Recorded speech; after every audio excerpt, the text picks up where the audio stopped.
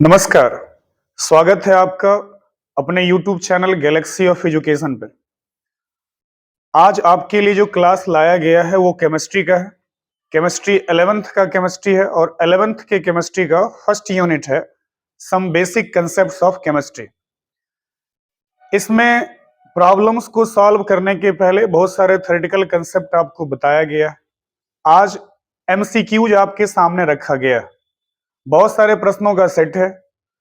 कुछ प्रश्न ऐसे भी हैं जो अभी के दौर में जितने भी प्रतियोगी परीक्षाएं होती हैं उनमें इस चैप्टर से रिलेटेड जितने प्रश्न ऑब्जेक्टिव्स के पूछे जाते हैं, जिस तरह के प्रश्न, उन प्रश्नों का भी यहां संग्रह आपके सामने लाया जाएगा। प्रश्नों की संख्या ना तो बहुत ज्यादा है ना ही बहुत कम। जितने भी प्रश्न हैं, आपने जो कंसेप्ट पढ़ा है उन सब का इस्तेमाल करते हुए आप चेक भी करते रहे कि आपसे प्रश्न सॉल्व होते हैं या नहीं। चलिए बिना समय गंवाए देखते हैं आज के इस सेट का पहला क्वेश्चन। MCQs है, मल्टीपल चॉइस क्वेश्चंस हैं। जितने भी प्रश्न हैं एक से अधिक ऑप्शन दिए गए हैं, जो एक ऑप्शन सही है वो आपको चुनना है। और प्रश्नों की जो भी यहाँ पर प्रश्नों के लिस्ट सामने लाए गए हैं वो सब के सब आपके बोर्ड एग्जाम के लिए तो है ही, 11th के लिए तो है ही। जितने भी क्वेश्चन है वो सब कंपटीशन सेक्शन के लिए भी महत्वपूर्ण है। आज का पहला क्वेश्चन है, the father of the chemistries, रसायन शास्त्र के पिता हैं। क्योंकि ये जो चैप्टर है रसायन शास्त्र की मूलभूत अवधारणाएं हैं, तो मौलिक जितने भी बेसिक कंसेप्ट हैं वहां से शुरू किया गया है और फिर हायर लेवल तक भी हम लोग लेकर के चलेंगे प्रश्नों को। पहला क्वेश्चन है, रसायन शास्त्र के पिता हैं। चार ऑप्शन में से जो सबसे बेहतर ऑप्शन है वो लेवोजियर। लेवोजियर को केमिस्ट्री के फादर के रूप में जाना जाता है। और भी साइंटिस्ट हैं, बहुत सारे वैज्ञानिक हैं ऐसे जिनका बहुत सारा योगदान रहा है, लेकिन इनमें से जो सबसे बेहतर योगदान रहा है वो लेवोजियर है। प्रश्नों की कड़ी में अगला प्रश्न है, कोई शुद्ध पदार्थ हो सकता है केवल प्योर सब्सटेंस के लिए क्या कंडीशन है? शुद्ध पदार्थ के लिए, प्योर सब्सटेंस के लिए क्या कंडीशन है? किस तरह के पदार्थ को आप प्योर बोलेंगे? दो तरह के आपने पदार्थों को दो कैटेगरी में बांटा था, शुद्ध पदार्थ और मिक्सचर। तो शुद्ध पदार्थ में दो आते थे, तत्व और यौगिक, उसमें एलिमेंट और कंपाउंड। तो कोई शुद्ध पदार्थ हो सकता है, यौगिक हो सकता है, तत्व हो सकता है, तत्व या यौगिक। ये ऑप्शन सबसे बेहतर है। ये तत्व भी हो सकता है, यौगिक भी हो सकता है, दोनों को आप प्योर सब्सटेंस में रख सकते हैं। लेकिन ये विषमांगी मिश्रण है तो पहले ही शुद्ध पदार्थ नहीं है। तो शुद्ध पदार्थ में दो तरह के पदार्थ, तत्व और यौगिक, दोनों को प्योर सब्सटेंस में शुद्ध पदार्थ की कैटेगरी में रखते हैं। अगला प्रश्न, वह शुद्ध पदार्थ जिसमें केवल एक ही प्रकार के परमाणु रहते हैं क्या कहलाता है? जिस प्योर सब्सटेंस में, शुद्ध पदार्थ में एक ही प्रकार का परमाणु रहता है उसे तत्व कहा जाता है, एलिमेंट।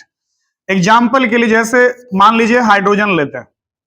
हाइड्रोजन एक एलिमेंट है और इस हाइड्रोजन में सिर्फ एक तरह के तत्व, एक तरह के परमाणु यहां उपस्थित है, और वो एक तरह का परमाणु क्या है? हाइड्रोजन है और हाइड्रोजन है। लेकिन अगर हम कंपाउंड का एग्जाम्पल लेते हैं, वो भी प्योर सब्सटेंस तो कंपाउंड भी है, जैसे कार्बन डाइऑक्साइड। कार्बन डाइऑक्साइड एक यौगिक है और यह भी एक शुद्ध पदार्थ है, लेकिन इसमें एक ही प्रकार के तत्व नहीं है, इसमें कार्बन भी है और ऑक्सीजन भी है। आपको वो चुनना है जिसमें केवल एक ही प्रकार के तत्व हैं। एक ही प्रकार के तत्व में, एक ही प्रकार के परमाणु में तत्व आते हैं। इसके बदले में आप O2 भी लिख लीजिए, O3 भी लिख लीजिए। ये इसमें देखिए एक से अधिक प्रकार का परमाणु नहीं है, इसमें भी ऑक्सीजन है, इसमें भी ऑक्सीजन, इसके अलावा ऑक्सीजन के अलावा कोई तीसरा नहीं है। लेकिन इसमें देखिए कार्बन है, ऑक्सीजन है, इसके अलावा CH4, ये भी शुद्ध पदार्थ है लेकिन ये तत्व नहीं है, ये यौगिक है, क्योंकि इसमें एक से अधिक प्रकार के परमाणु उपस्थित हैं। कार्बन भी है, हाइड्रोजन भी है। जब केवल एक प्रकार के परमाणु उपस्थित रहते हैं तब उसे तत्व की श्रेणी में, एलिमेंट के कैटेगरी में रखा जाता है। तो इसमें खोजना था जिसमें एक ही प्रकार का परमाणु है, तो वह ऑप्शन सबसे बेहतर है, तत्व। अगला प्रश्न, भूपर्पटी में सबसे अधिक पाए जाने वाला तत्व है अर्थ क्रस्ट। भूपर्पटी, इसमें जो सबसे अधिक पाए जाने वाला तत्व है, तत्व की बात हो रही है। इसी क्वेश्चन को दो तरीके से पूछा जाता। कभी कभी क्या होता कि क्वेश्चन में ये पूछता है कि भूपर्पटी में पाए जाने वाले, सबसे अधिक मात्रा में पाए जाने वाले धातु कौन है, और कभी कभी एलिमेंट पूछता है। ध्यान रखिएगा, जब तत्व की बात करेगा तो सबसे अधिक मात्रा में पाए जाने वाला जो तत्व है एलिमेंट में, जब एलिमेंट की बात होगी तो एलिमेंट में ऑक्सीजन आएगा। सबसे अधिक मात्रा में पाए जाने वाला तत्व ऑक्सीजन है।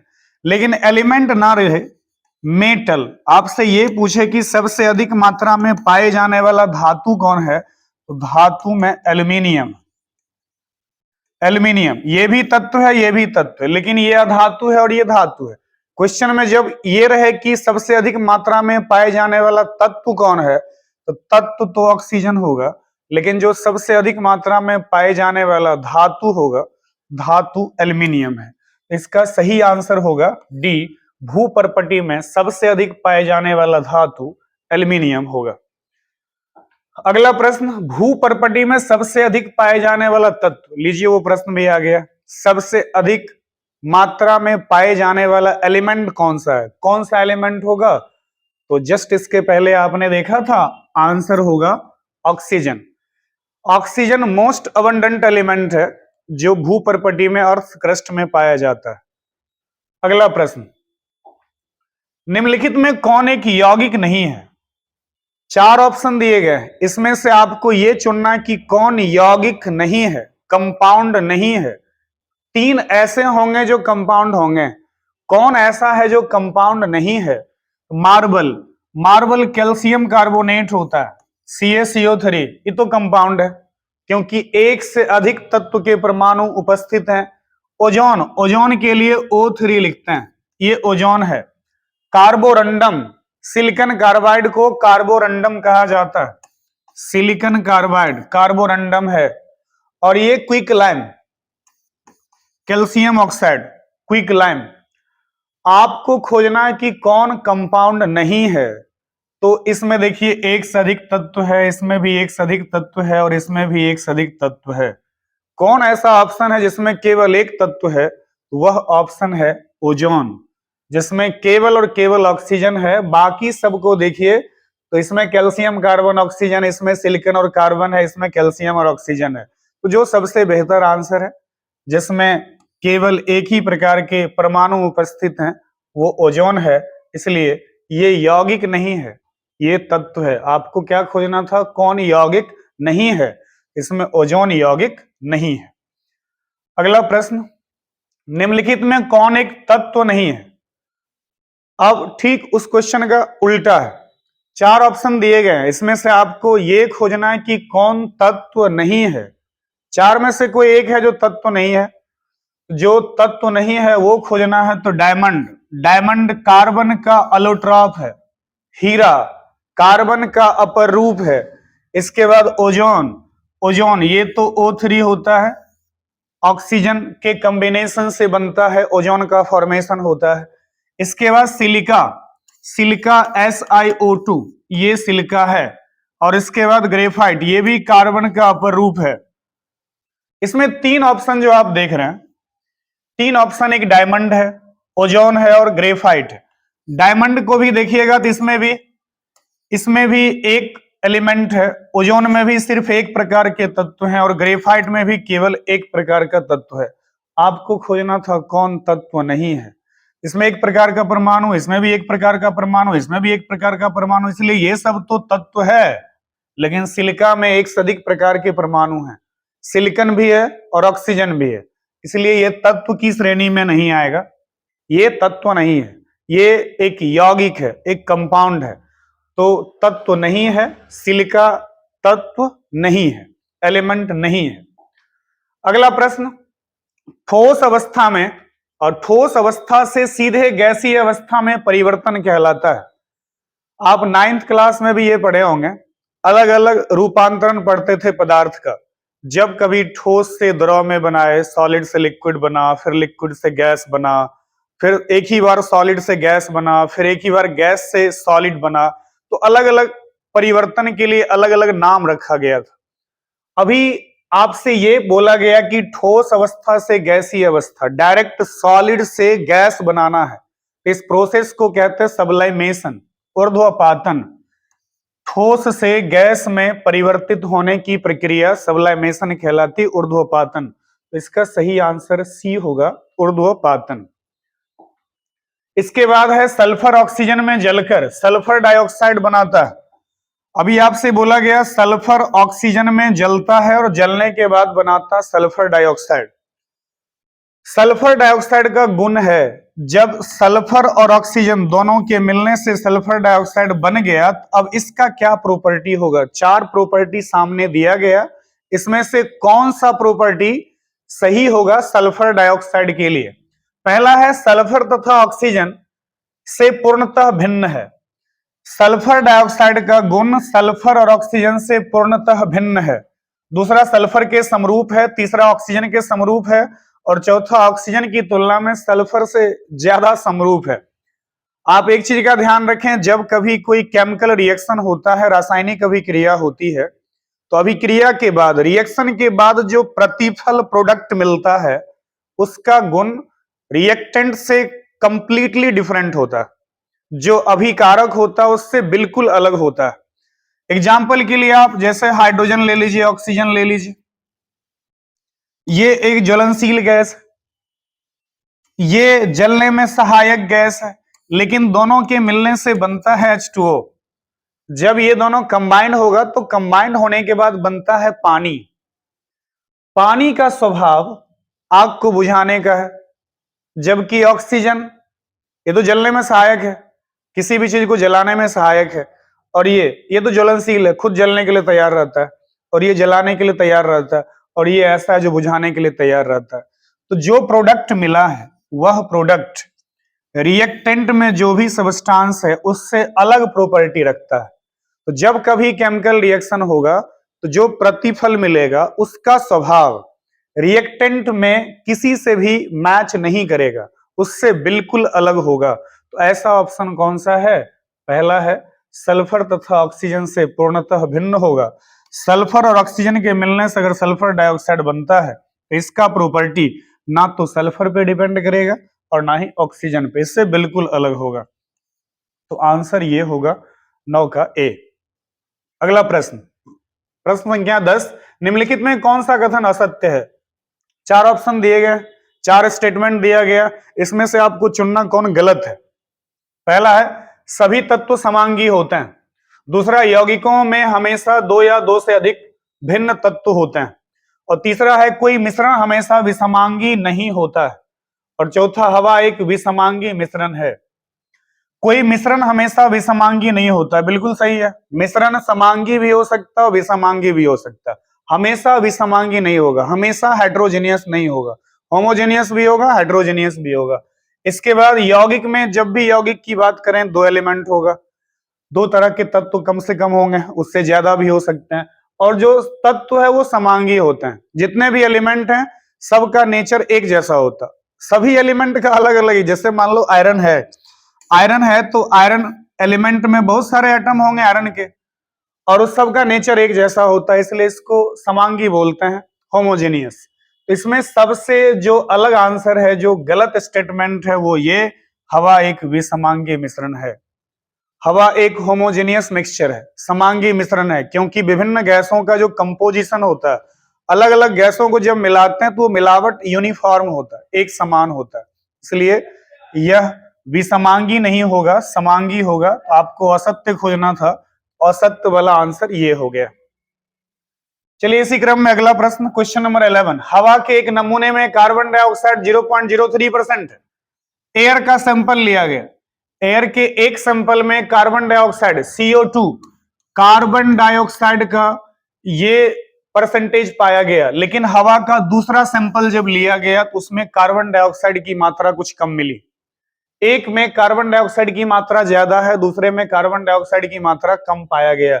बोला ये किसकी व्याख्या करता है, ये इस बात की व्याख्या करता है कि हवा एक मिश्रण है। तो हवा मिश्रण है, तो मिश्रण का कंपोजिशन हमेशा सेम नहीं हो सकता। तत्व का, यौगिक का जो कंपोजिशन होगा, संघटन होगा, वो सेम रहेगा, हमेशा एक जैसा रहेगा, कभी नहीं बदलेगा।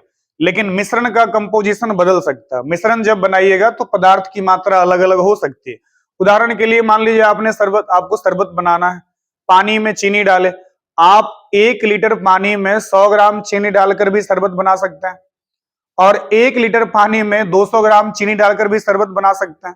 इस कंपोजिशन को आप अलग अलग रख सकते हैं, ये बदल सकता है।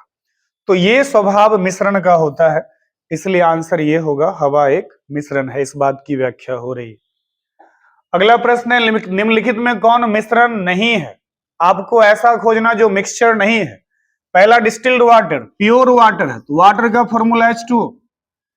शुगर डिजॉल्व्ड इन वाटर, इसमें देखिए तो चीनी घुलाया गया, पानी में चीनी घुलाया गया, पानी में चीनी घुलाया गया, इस दोनों को मिलाएंगे तो ये तो मिश्रण बन जाएगा। आपसे बोला गया खोजिए कौन मिश्रण नहीं है, ये तो मिश्रण हो गया। इसके बाद लिक्विफाइड पेट्रोलियम गैस, एलपीजी जो होता है, लिक्विफाइड पेट्रोलियम गैस, द्रवीभूत पेट्रोलियम गैस, ये भी अलग अलग गैसों का मिश्रण है। उस गैस में ब्यूटेन होता है, सबसे अधिक मात्रा में ब्यूटेन रहता है, थोड़ा प्रोपेन भी है, थोड़ा प्रोपेन है, थोड़ी मात्रा मीथेन भी रहता है। इन सभी गैसों का ये मिक्सचर होता है एलपीजी, ये भी तो मिश्रण हो गया। आपसे बोला गया कौन मिश्रण नहीं है। लास्ट में गैसोलीन देखिए, तो गैसोलीन के लिए आप दूसरा वर्ड लिख सकते हैं पेट्रोल, पेट्रोल को ही गैसोलीन भी बोलते हैं। तो पेट्रोल भी तो अलग अलग गैसों का, अलग अलग तरह के पेट्रोलियम गैसों का मिक्सचर है, लिक्विड है, तो ये भी मिश्रण है, ये भी मिश्रण है। और जब चीनी में पानी घुलाएंगे तो ये भी मिक्सचर है, लेकिन डिस्टिल्ड वाटर मिक्सचर नहीं है, ये एक कंपाउंड है, तो आंसर ए होगा।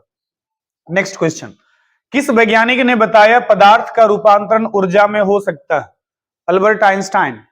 उन्होंने बोला था कि मास can be converted into energy and energy can be converted into mass. Inter convertible, उन्होंने मास और एनर्जी को लेकर के बोला था कि ये इंटर कन्वर्टिबल है, इसे एक फॉर्म से दूसरे फॉर्म में बदल सकता है। ये स्टेटमेंट इन्हीं का था, और इन्होंने एक रिलेशन भी दिया था, E बराबर mc², जिसके लिए आइंस्टाइन को नोबेल प्राइज भी मिला था। तो सबसे पहले इन्होंने ही बताया था कि पदार्थ को ऊर्जा में रूपांतरित किया जा सकता है, तो आंसर क्या होगा? Answer D, Einstein. Next question, एक मिश्र धातु होता है, मिश्र धातु, धातु यहां तो मिश्र धातु है, तो अलग अलग धातुओं को जब मिलाते हैं तो मिलाने के बाद बनता है मिश्र धातु। तो मिश्र धातु क्या है? यौगिक तो बिल्कुल नहीं है, अपर रूप भी नहीं है। अपर रूप तो एक ही तत्व को जब दूसरे रूप में आप प्राप्त करते हैं तो वो अपर रूप है, जैसे कार्बन। कार्बन को आप दूसरे रूप में जैसे ग्रेफाइट के फॉर्म में ले लेते हैं, कार्बन को डायमंड के रूप में ले लेते हैं, तो कार्बन का वो दूसरा रूप है। तो अपर रूप बिल्कुल नहीं हो सकता मिश्र धातु, आइसोमर भी नहीं है, ये भी नहीं है। तो मिश्र धातु अलग अलग धातुओं का मिश्रण है, इसलिए ये है एक मिक्सचर है, एक मिश्रण है। नेक्स्ट क्वेश्चन, क्वेश्चन नंबर 15, निम्नलिखित में कौन एक उपधातु है? फास्फोरस अधातु है, ये उपधातु है, ये धातु है, ये भी धातु है, तो आंसर होगा बी, फास्फोरस। ये आर्सेनिक एक उपधातु था। इसके बाद निम्नलिखित में से किस धातु में कॉपर तथा जिंक रहता है? किस मिश्र धातु में, किस अलॉय में, किस मिश्र धातु में कॉपर और जिंक दोनों रहता है? वो सही आंसर है कौन चीज? ब्रास। ब्रास एक मिश्र धातु है जिसमें कॉपर और जिंक उपस्थित रहता है, तो आंसर ब्रास, याद रखिएगा, इसमें दोनों है। अगला क्वेश्चन है, जर्मन सिल्वर में कौन सा धातु उपस्थित रहता है? जर्मन सिल्वर, जर्मन सिल्वर में 3 तरह के एलिमेंट उपस्थित रहते हैं। इसमें एक निकेल है, कॉपर है और जिंक है। निकेल है, निकेल के बाद कॉपर भी रहता है और जिंक भी रहता है। ये तीनों एलिमेंट जर्मन सिल्वर में पाया जाता है। अब आप इसमें से देखिए कौन सा है, तो इसमें से कुछ भी होना चाहिए, ये सब है तो जर्मन सिल्वर में होगा। जर्मन सिल्वर में कौन सा धातु उपस्थित रहता? कॉपर। तो तांबा तो है, लोहा, लोहा नहीं रहता इसमें। जर्मन सिल्वर नाम का ही सिल्वर है, नाम का ही ये चांदी है, इसमें चांदी उपस्थित रहता नहीं है, इसमें बिल्कुल भी चांदी उपस्थित नहीं है, तो इसमें तांबा रहता और जिंक भी है। इस क्वेश्चन का दोनों आंसर सही है, तांबा की भी उपस्थिति है और किसकी, जिंक की भी उपस्थिति है, दोनों यहां उपस्थित रहते हैं। तो क्वेश्चन नंबर 17 का आंसर हो जाएगा ए और डी दोनों सही है। क्वेश्चन नंबर 18, निम्नलिखित में कौन एक भौतिक परिवर्तन है? भौतिक परिवर्तन में आपने पढ़ा था जिसको रिवर्स किया जा सकता है, फिर से उसे अपने पहले स्थिति में वापस लौटाया जा सकता है, वो है भौतिक परिवर्तन। तो सोडियम का जल में घुलना ये तो बिल्कुल नहीं है, रिएक्शन कर लेगा, सोडियम तो जल से अभिक्रिया कर लेगा। लोहा में जंग लगना, क्या एक बार जब लोहा में जंग लग जाएगा तो फिर से उससे लोहा मिलेगा? बिल्कुल नहीं मिलेगा, ये भी प्रक्रिया वापस लौटने की स्थिति में नहीं है। और मैग्नीशियम तार का जलना, एक बार ये तार जल जाएगा तो फिर उसे मैग्नीशियम प्राप्त कर नहीं सकते। ये रासायनिक परिवर्तन है, तीनों रासायनिक परिवर्तन है।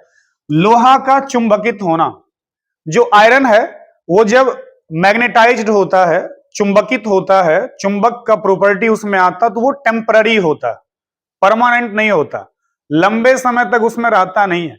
तो लोहा जब चुंबकित होगा तो फिर से उससे लोहा प्राप्त किया जा सकता है, फिर से लोहा का गुण में वापस आ सकता है। तो ये एक भौतिक परिवर्तन है, 18 का आंसर सी होगा। क्वेश्चन नंबर 19, लोहे में जंग लगना एक रासायनिक अभिक्रिया है, अभिक्रिया कहलाता है। लोहा में जंग लगना, तो जनरली जो लोहा में जंग लगता है तो लोहा रिएक्शन करता है, किसके साथ?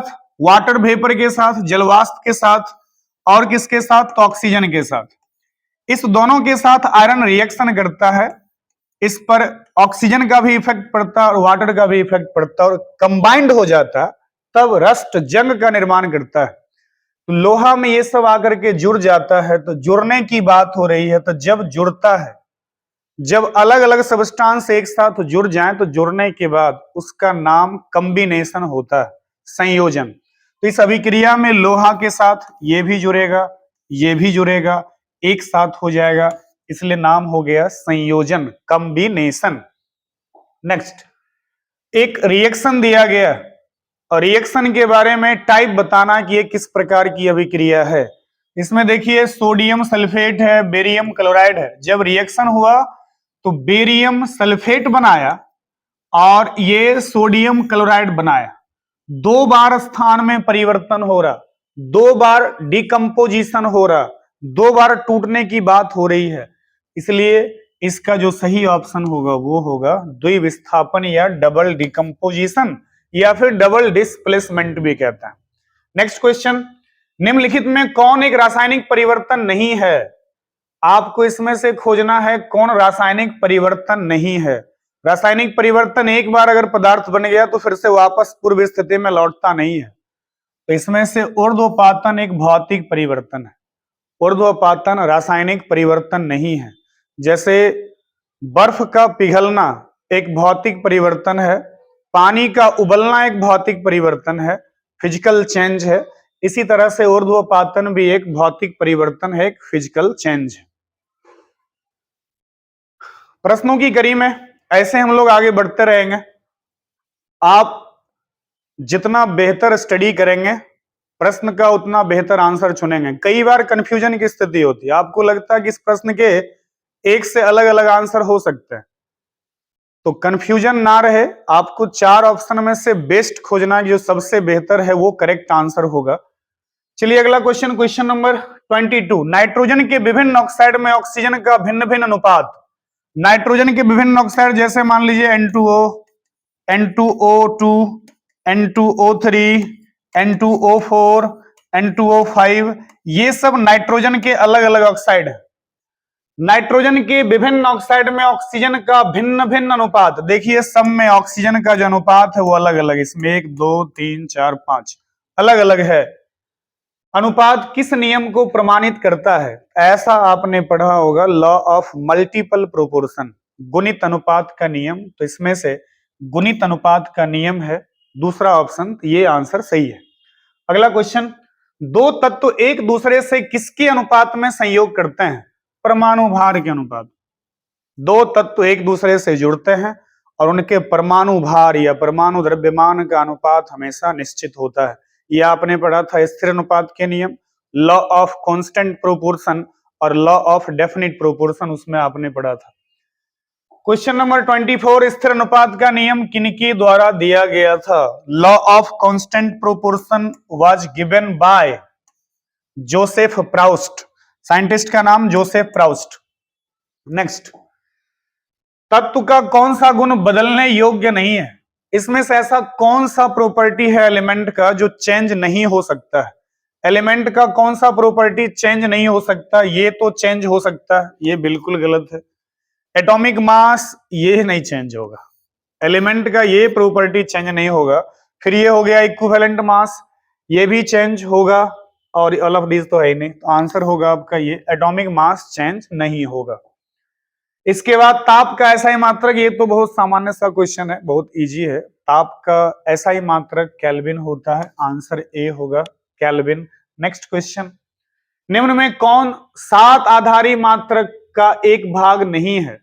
7 आधारी मात्रक, 7 बेसिक फिजिकल क्वांटिटी आपने पढ़ा था, उसमें से कौन ऐसा है जो उस कैटेगरी में नहीं आता है, उस समूह में नहीं आता है? कि उसमें आता है, आपको खोजना कि कौन उसमें आता है।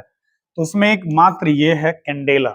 जूल उस समूह का नहीं है, न्यूटन भी नहीं है, पास्कल भी नहीं, आपने पढ़ा था length, mass, time, temperature, electric current, luminous intensity, और उसके बाद एक अमाउंट ऑफ सब्सटेंस आपने पढ़ा था। तो कैंडेला ज्योति तीव्रता ल्यूमिनस इंटेंसिटी का यूनिट है, यही उस कैटेगरी में है।